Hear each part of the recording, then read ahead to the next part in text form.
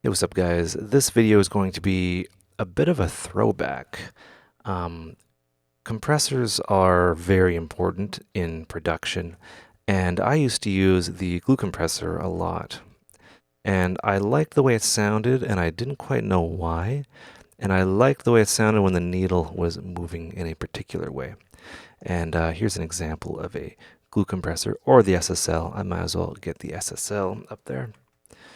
And these are, bus compressors. What makes them special is they have some very clever stuff under the hood that affects the release profile. And I'll show you what that means or what that looks like a little bit later. So I really enjoyed, getting like a drum bus together and then running it through a glue compressor by Cytomic or like an SSL, just because I like the way it sounded. And I would get it to a point where the needle was moving in a way that I liked, and when the needle was fully the needle was fully at zero before the gain reduction happened again. So it's kind of like making the needle dance. I made a video like 30,000 years ago about the needle dancing.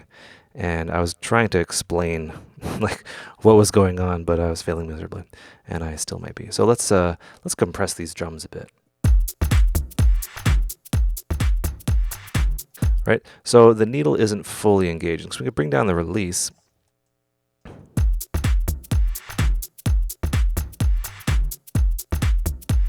Right? That sounds like. Give it a bit more attack, so we preserve the transients. And I just liked the way the needle danced.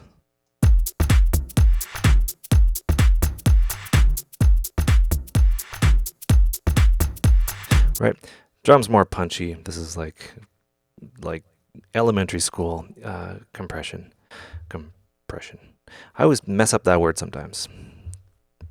Most of the time, not all the time.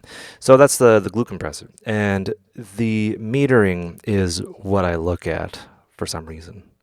I trust my instruments. And it's kind of like when a fighter pilot is having issues with his or her jet, sorry. They don't kind of freak out and panic. They look at their instruments and they trust their instruments. They see their altitude, their speed, what angle they are, et cetera, et cetera.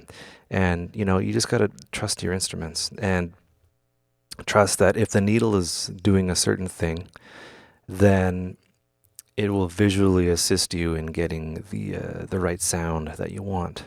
Kind of like what I just did there. I wanted to make sure that the needle was fully disengaged before the next hit happened. And you can mess that up if you have the release too long.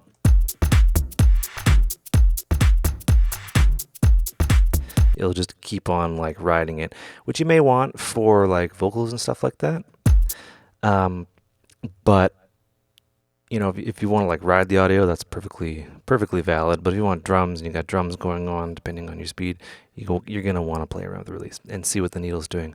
Very important. Same with the SSL console. Different thing, different gain going into it. It takes a little bit of setting up. This one is kind of a different flavor. I would argue that the Cytomic made it a little bit better.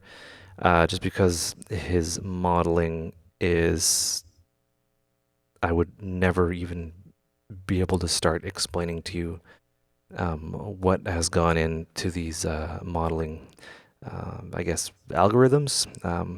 Really smart guy.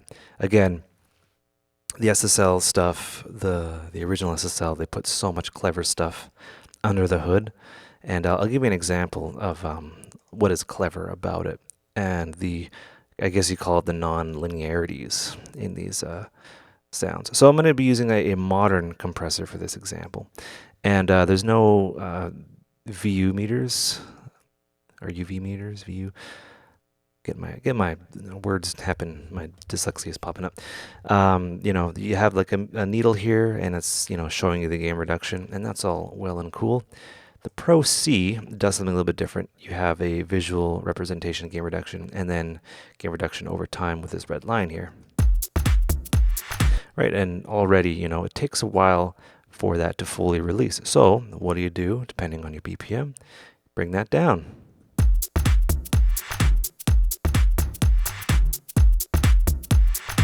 Right, you're getting your vibe. You'll notice that it's curved. It's curved. It's not a straight line. It's curved. And that is dictated by the style of compressor. Different compressors do things differently. Depending on what's going into it, it'll release faster or slower as well. Opto compressors come to mind. Opto compressors are pretty interesting. They do some cool stuff. What else is there? Vocals, there's no ratio.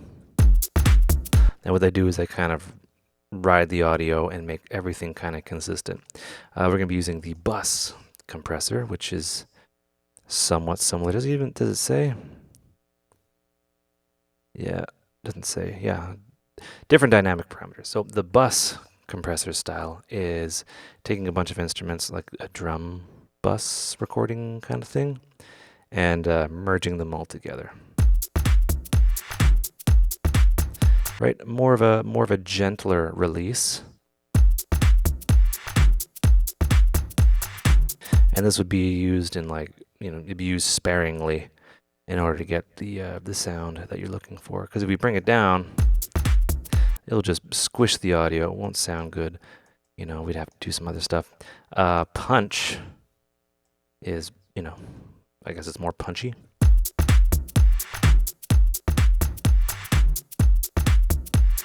Yeah, really fast release, neato attack, things like that.